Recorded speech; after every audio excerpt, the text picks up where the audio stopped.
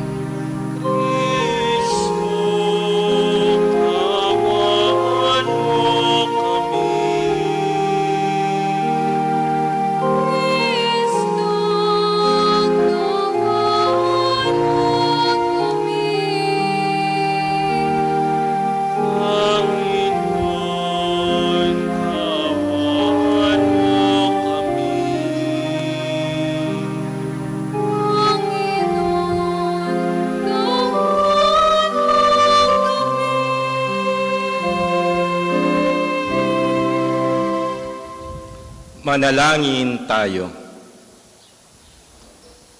Ama naming makapangyarihan, dinaramayan mo ang mga nagdadalamhati. Ang matimyas na pagluha ni Santa Monica ay tinugon mo ng pagbubunsod na magbagong buhay si Agusting anak niya. Bilang tugon sa kanilang magkatuwang na pananalangin, loobin mong aming tangisan ang pagsuway namin at marapatin mong ang kapatawaran mo ay aming kamtin.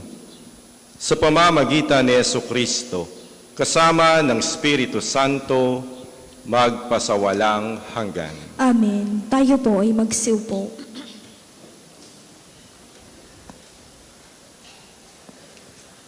Ang simula ng unang sulat ni Apostol San Pablo sa mga taga-Korinto. Mula kay Pablo na tinawag ng Diyos upang maging apostol ni Kristo Jesus at mula sa ating kapatid na Sostenes. Sa simbahang nasa Korinto, sa mga hinirang ng Diyos upang maging Kanya sa pamamagitan ng pakikipag-isa kay Kristo Jesus, kasama ng mga hinirang sa lahat ng dako na tumatawag sa pangalan ng Panginoong Hesukristo, ang Panginoon nating lahat. Sumainyo nawa ang pagpapala at kapayapaan mula sa Diyos na ating Ama at sa Panginoong Hesukristo. Lagi akong nagpapasalamat sa Diyos dahil sa mga pagpapala niya sa inyo sa pamamagitan ni Kristo Jesus. Sapagkat sa inyong pakikipag-isa sa Kanya, kayo'y umunlad sa lahat ng paraan, maging sa pananalita at kaalaman. Ang katotohanang ipinangaral namin tungkol kay Kristo ay maliwanag na nakikita sa inyo, ano pat hindi kayo nagkulang sa anumang kaloob na espiritual, habang hinihintay niyong mahayag ang ating Panginoong Hesukristo. Kayo'y aalalayan niya hanggang sa wakas upang matagpuan kayong walang kapintasan sa araw ng ating Panginoong Hesukristo. Tapat ang Diyos na tumawag sa inyo upang kayo makipag-isa sa Kanyang anak na si Jesucristong ating Panginoon. Ang salita ng Diyos. Salamat sa Diyos, salmong tugunan, pupurihin ko ang ngalan ng poon, magpakailanman. Pupurihin ko ng ngalan ng poon, magpakailanman. Pupurihin ko't pasasalamatan ang Diyos araw-araw. Di ako titigil ng pasasalamat, magpakailanman. Dakila ang poon at karapat-dapat na siya ay purihin.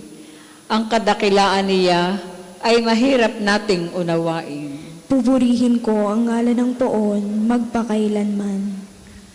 Sa alinmang lahi ang iyong ginawa ay papupurihan. Ihahayag nila ang mga gawa mong makapangyarihan. Ang karangalan mo at pagkadakila ipamamalita at isasaysay ko ang magagawa mo na kahanga-hanga. Pupurihin ko ang ngalan ng poon, magpakailanman. Ang mga gawa mong makapangyarihay ipamamalita, sa lahat ng tao ay aking sasabihin, ikaw ay dakila. Ihahayag nila ang lahat ng iyong kabutihan. Aawitin nila ang kabutihan mo't iyong kabaitan. Pupurihin ko ang ngalan ng poon, magpakailanman, magsitayo pong lahat.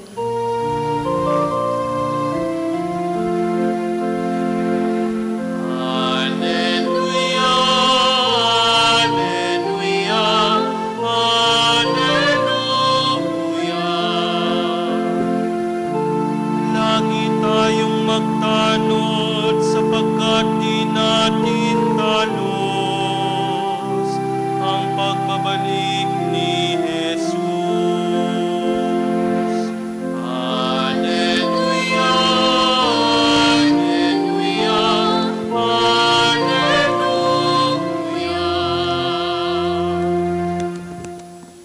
Sumainyo ang Panginoon. At sumainyo rin. Ang mabuting balita ng Panginoon ayon kay San Mateo. Papuri sa iyo, Panginoon.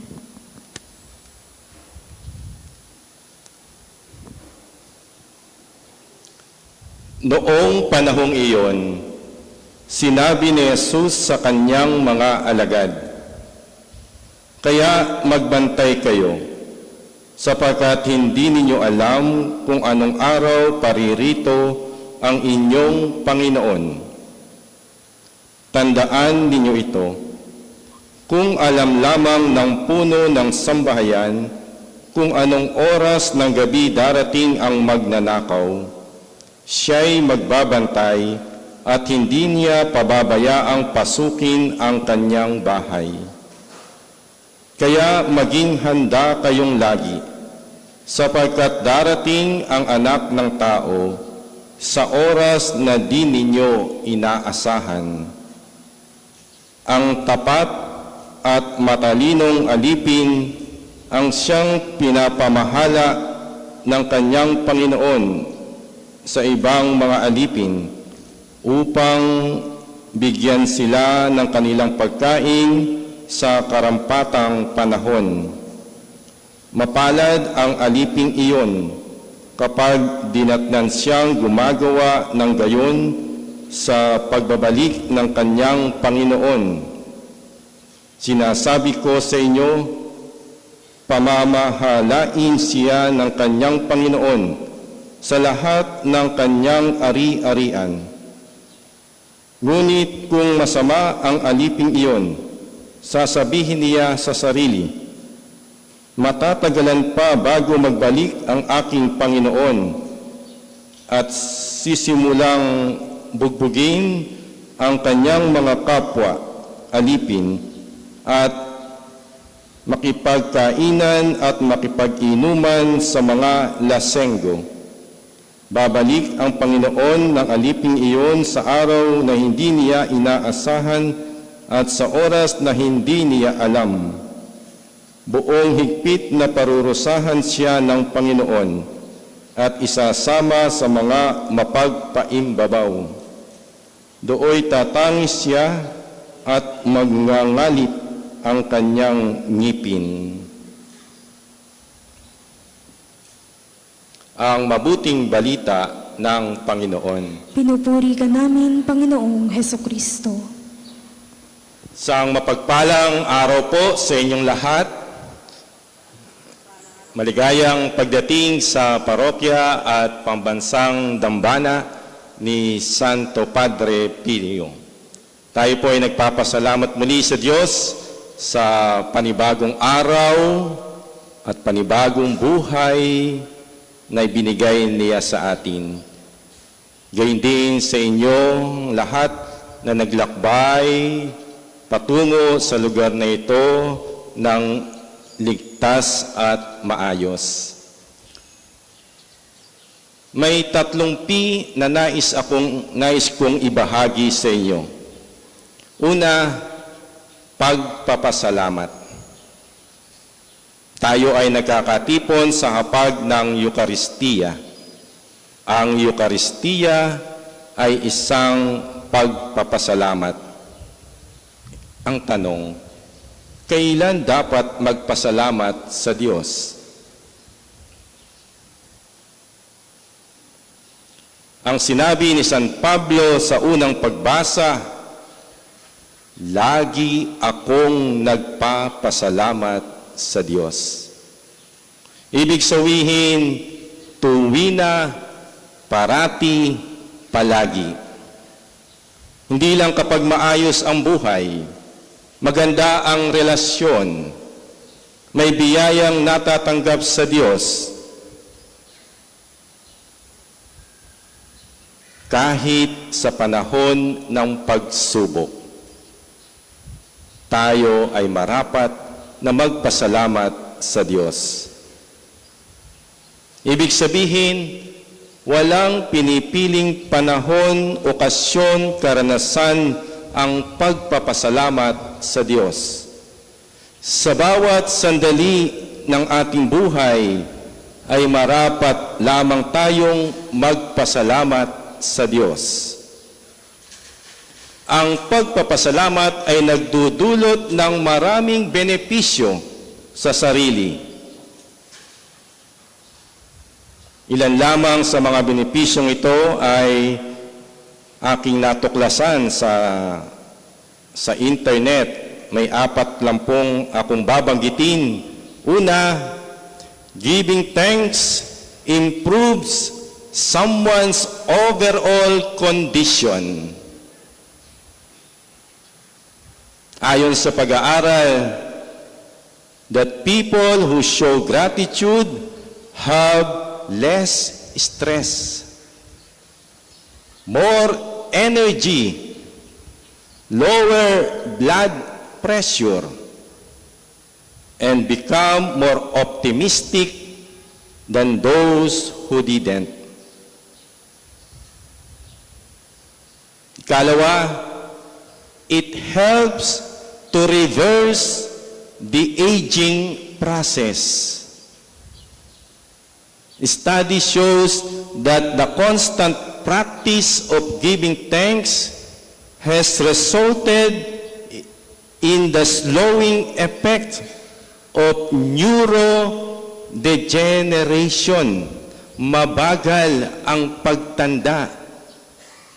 Kaya nga kapag nakita natin ang isang tao, parati nating sinasabi, parang hindi ka tumatanda. Ibig sabihin, ang taong ito ay masaya parati, nagbibigay pasasalamat sa Diyos sa kanyang buhay.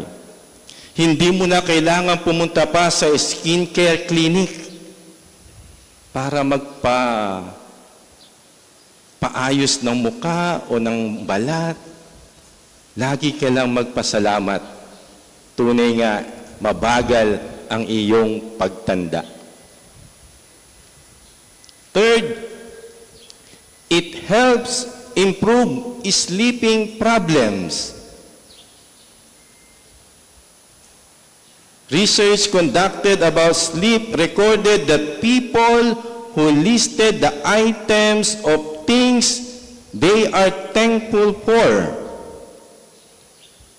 became drowsy within 15 minutes. According to Psalms chapter 4, verse 8, it tells us that with God, we can both lie down and sleep in peace. When we practice being grateful, we lose our tendency to worry about tomorrow.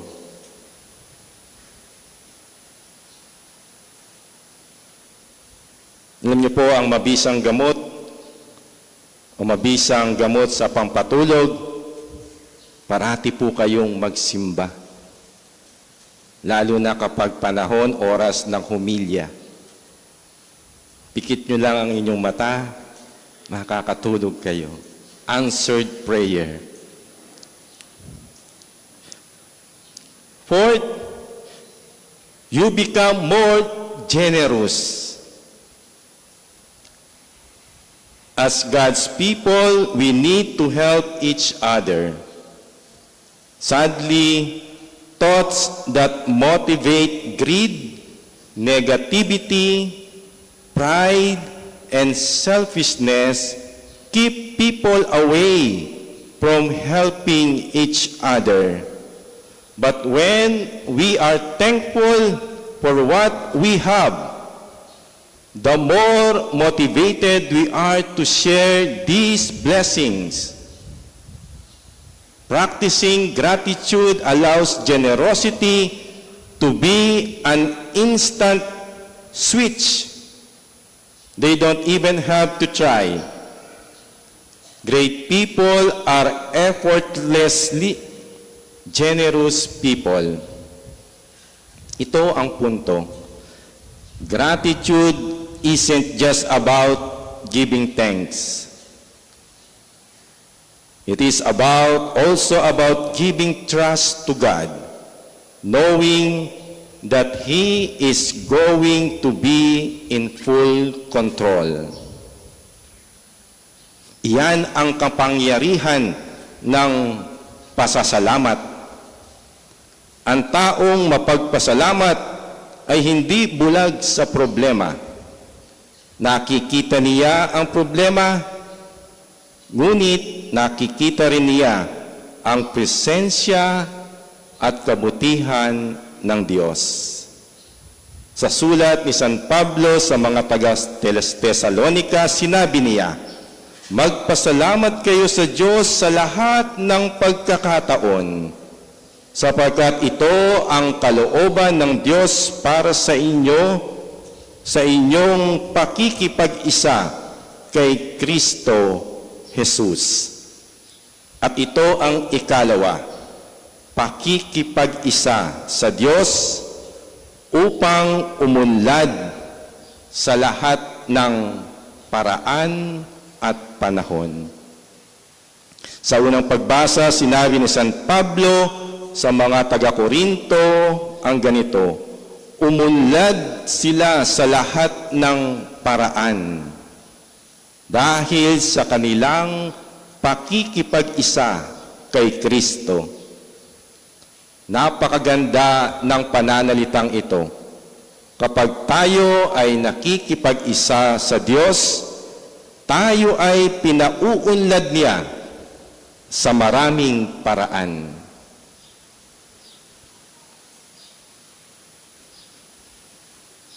Ang tunay na pagunlad ng tao ay hindi lamang tungkol sa pera, posisyon o material na bagay.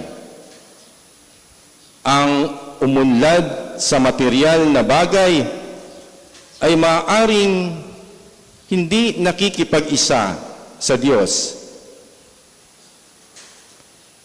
Marami ang nagbago ang buhay dahil sa flood control projects. Maraming nasa posisyon ang yumaman, ngunit ang kanilang ginawa ay hindi pag-unlad, at pakikiisa sa Diyos. Ang pagbabago at pag-unlad ay dalawang magkaibang bagay. Hindi lahat ng nagbabago ay umuunlad. Ngunit ang lahat ng umuunlad ay nagbabago. Halimbawa, ang dating nangungupit, ngayon ay nagnanakaw na. Nagbago, pero hindi umunlad. Ang dating naninigarilyo noon, ngayon ay nalulong na sa droga. Ang dating may isang asawa, ngayon ay naging dalawa na. Nagbago, pero hindi umunlad. Ang pag-unlad ay pagbabago tungo sa kabutihan. Ang tinutukoy ni San Pablo ay ang pag-unlad sa pananampalataya, pagkilala sa Diyos at pagmamahal sa kapwa.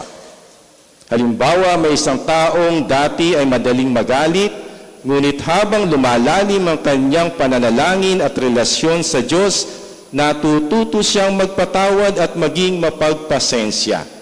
Iyan ang pag-unlad. May isang kabataan na dati walang direksyon at madaling sumuko, ngunit dahil sa panalangin, paggabay ng pamilya at pagtitiwala sa Diyos, natuto siyang magsikap at mangarap ng mabuti. Yan ang pag-unlad. May isang pamilya na dumaranas ng problema, hindi agad nawawala ng inspirasyon, ngunit natututo silang mag-usap, magdasal ng sama-sama, magpatawad at magtulungan. Yan ang pag-unlad. Kaya ang pakikipag-isa sa Diyos ay hindi nangangahulugan na magiging madali ang lahat. Ibig sabihin, hindi natin haharapin ang buhay ng nag-iisa. Kapag kasama natin ang Diyos, bibigyan niya tayo ng lakas upang harapin ang mga pagsubok, karunungan upang gumawa ng tamang desisyon at biyaya upang maging mabuting tao. Mga kapatid, the more we know Jesus, the more selfless we become. Ito ang katibayan na tayo ay nakikipag-isa kay Jesus. He is our model of self-emptying. Gayon din, si Jesus ay nakipag-isa sa atin. Sa sulat ni San Pablo sa mga taga-Pilipos, sinabi niya, si Jesus, kahit siya'y likas at tunay na Diyos, hindi niya ipinagpilitang manatiling kapantay ng Diyos. Sa halip, kusa niyang hinubad ang pagiging kapantay ng Diyos at naging katulad ng isang alipin. Ikatlo, pagbabantay upang maging laging handa. Sa Ebanghelyo, malinaw ang utos ni Jesus, kaya't magbantay kayo, sapagkat hindi ninyo alam kung anong araw darating ang inyong Panginoon. Kaya maging handa kayo, lagi, sapagkat darating ang Anak ng Tao sa oras na hindi ninyo inaasahan. Ang salitang magbantay ay hindi nangangahulugan na mamuhay tayo sa takot. Ang ibig sabihin nito ay mamuhay tayong gising sa pananampalataya. Alam natin na ang isang taong naghihintay sa isang mahalagang bisita ay naghahanda.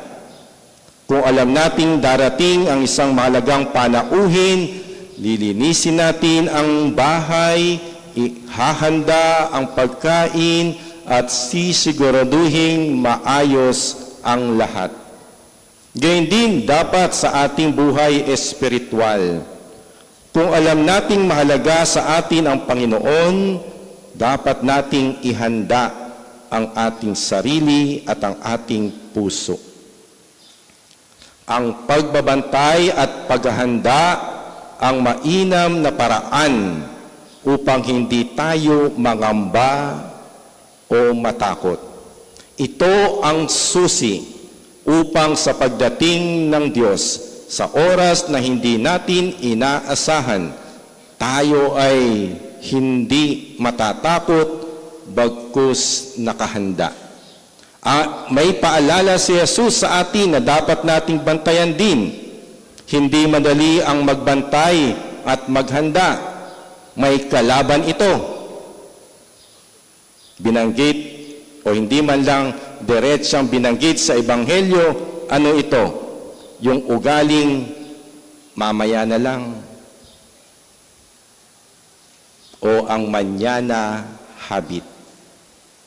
Kaya maging handa sa araw-araw. Sa pagdating ng Diyos, hindi ang kalinisan ng bahay ang titingnan niya, kundi ang kalinisan ng ating puso. Ang nais ng Diyos ay ang malinis na puso. Binanggit niya ito sa Beatitude, sabi niya, "Blessed are the pure in heart, for they will see God." Mapalad ang may malinis na puso, sapagkat makikita nila ang Diyos. Mga kapatid, 3 bagay ang nais ibahagi sa atin ng Diyos ngayon. Una, pagpapasalamat. Sa kabila ng mga problema, kilalanin natin ang mga biyaya ng Diyos.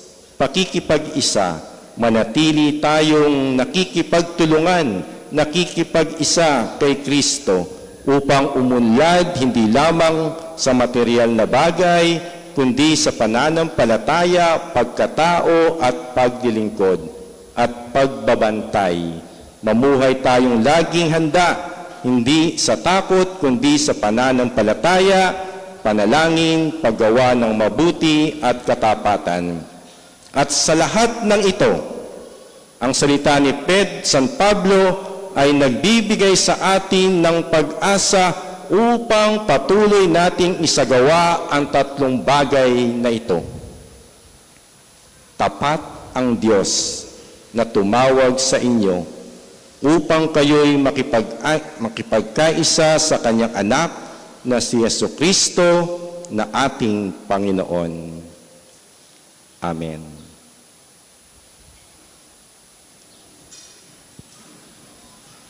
Para po sa mga maghahandog ng sobre, pakihulog na lamang po sa buslo.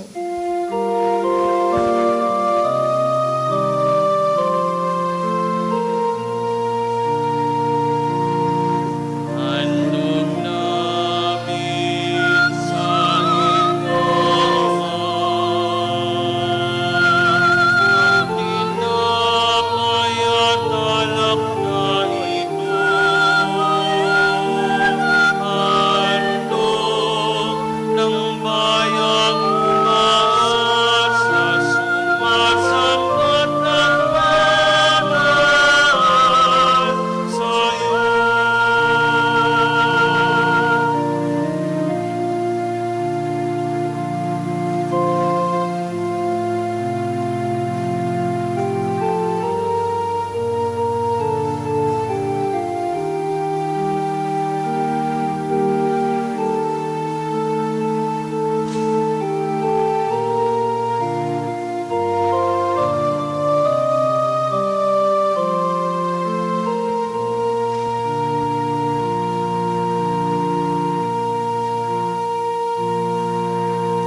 Magsitayo po ang lahat.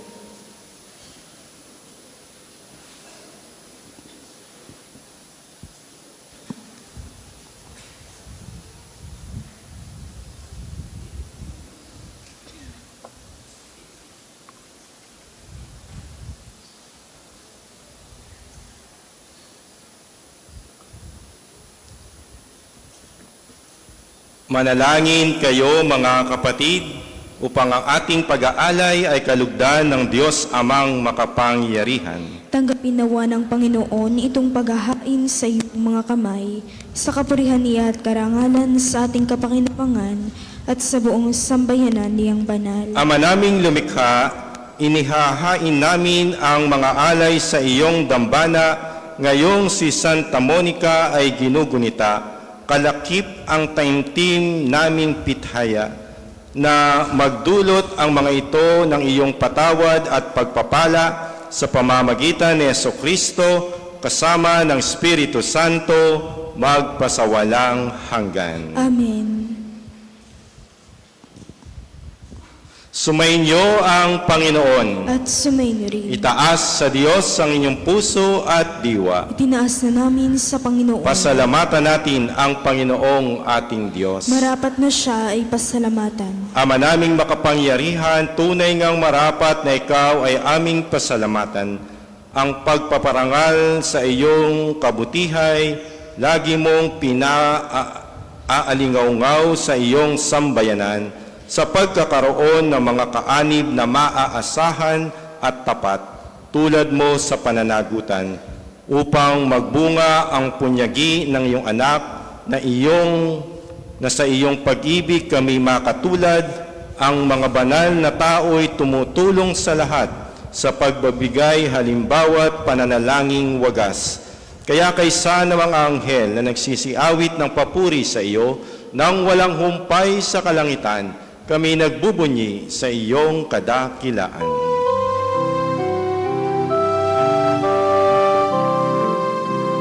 Santo, Santo, Santo, Panginoong Diyos ng mga hukbo, napupuno ang langit at lupa, ng kadakilaan mo.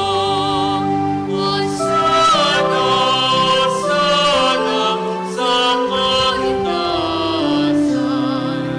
Pinagpalan na paririto sa ngalan ng Panginoon. Hosana, Hosana, sa kaitaasan.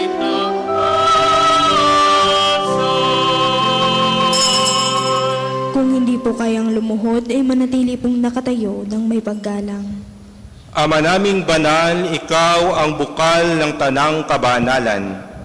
Kaya't sa pamamagitan ng iyong Espiritu, gawin mong banal ang mga kaloob na ito upang para sa amin maging katawan at dugo ng aming Panginoong Heso Kristo.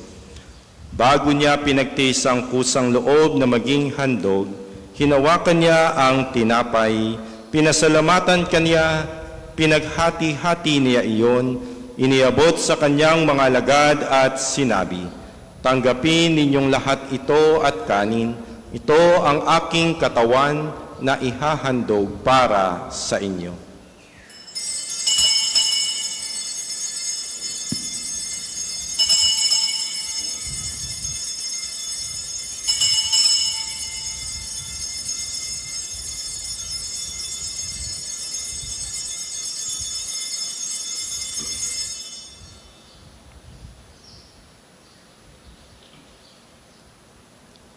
Gayun din naman noong matapos ang hapunan, hinawakan niya ang kalis, muli kaniyang pinasalamatan, iniabot niya ang kalis sa kanyang mga alagad at sinabi, "Tanggapin ninyong lahat ito at inumin. Ito ang kalis ng aking dugo, ng bago at walang hanggang tipan.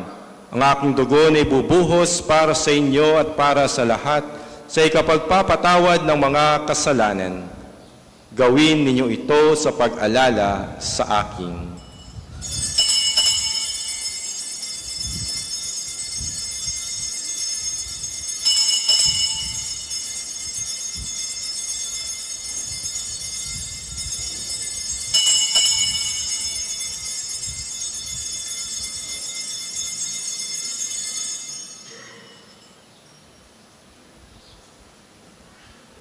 Ipagbunyi natin ang misteryo ng pananampalataya. Si Kristo'y namatay, si Kristo'y nabuhay, si Kristo'y babalik sa wakas ng panahon. Ama, ginagawa namin ngayon ang pag-alala sa pagkamatay at muling pagkabuhay ng iyong anak.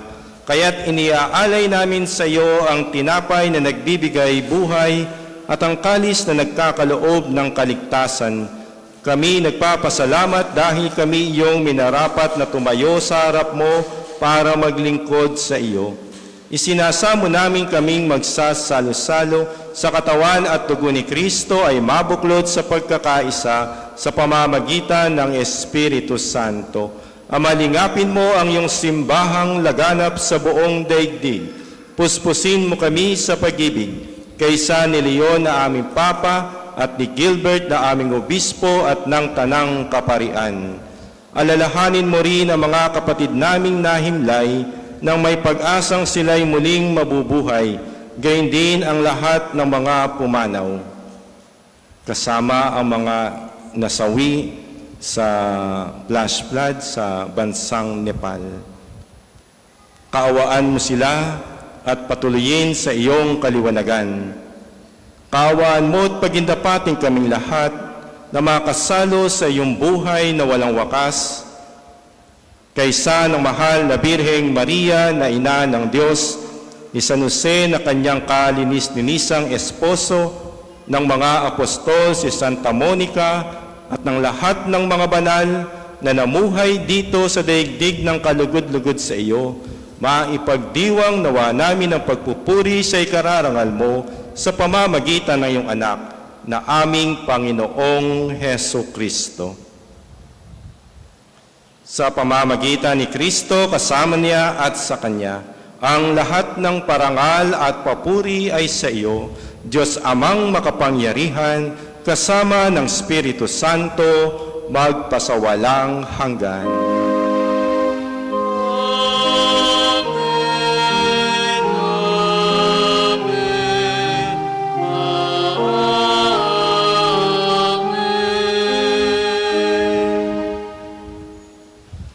Sama-sama nating ipahayag ang panalangin itinuro ni Jesus.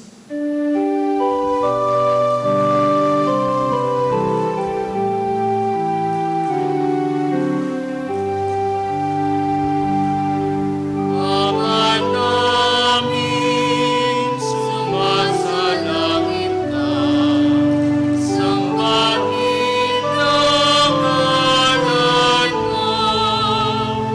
Mapasa amin ang kaharian mo, sundin ang loob mo.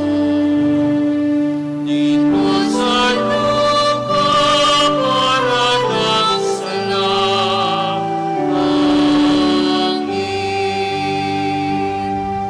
Bigyan mo kami ngayon ang aming kakanin sa araw-araw at patawarin mo kami sa aming mga sala.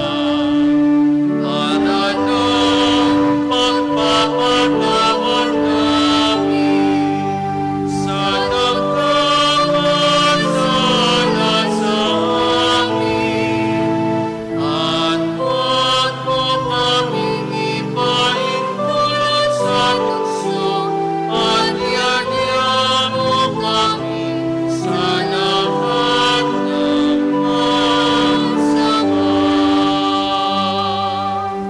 Hinihiling namin kami adya sa lahat ng masama, pagkalooban ng kapayapaan araw-araw, iligtas sa kasalanan at ilayo sa lahat ng kapahamakan, samantalang aming pinananabikan ang dakilang araw ng pagpapahayag ng tagapagligtas naming si Heso Kristo. Sapagkat iyong kaharian at ang kapangyarihan at ang kaburihan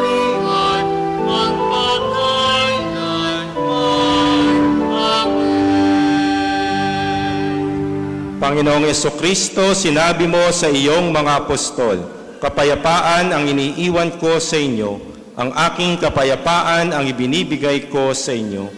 Tunghayan mo ang aming pananampalataya at huwag ang aming mga pagkakasala. Pagkalooban mo kami ng kapayapaan at pagkakaisa ayon sa iyong kalooban, kasama ng Espiritu Santo, magpasawalang hanggan. Amen. Ang kapayapaan ng Panginoon ay laging sumainyo. At sumainyo rin. Magbigayan tayo ng kapayapaan sa isa't isa.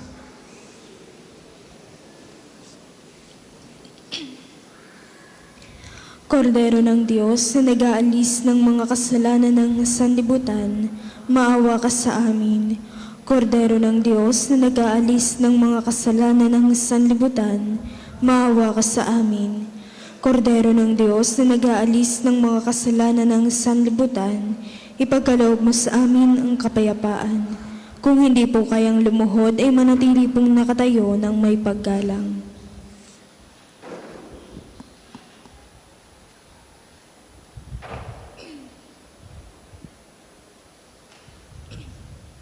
Ito si Jesus, ang kordero ng Diyos na nag-aalis ng mga kasalanan ng sanlibutan. Mapalad ang mga inaanyayahan sa kanyang piging. Panginoon, hindi ako karapat-dapat na magpatuloy sa iyo, ngunit sa isang salita mo lamang ay gagaling na ako.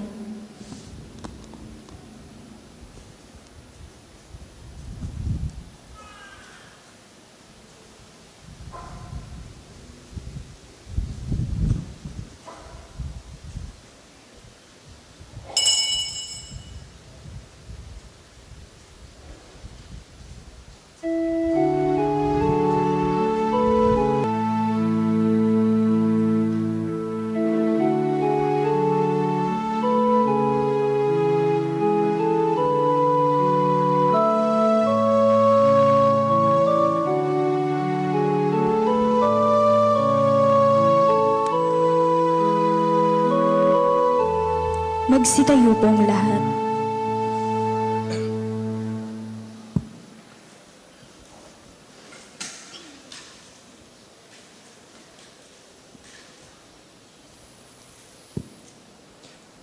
Manalangin tayo. Ama naming mapagmahal, ang banal na pakikinabang ngayong si Santa Monica ay pinararangalan, ay magdulot nawa ng liwanag at alab sa aming buhay upang maging maningas ang mga hangarin naming banal at maging masagana ang mga ginagawa naming kabutihan. Sa pamamagitan ni Jesucristo, kasama ng Espiritu Santo, magpasawalang hanggan. Amen. Panalangin ng pagtitiwala kay Santo Padre Pio. Padre Pio, taga Pietrelcina, mongheng banal, pintakasing santo ng milenyong kasalukuyan, gabay namin sa pagtahak sa landasing makalangit, takbuhan sa pangangailangan, huwaran ng pagtitiis, sa iyo namin inilalapit aming mga kagipitan, sa iyo po ibinibilin kalusugan at kabuhayan.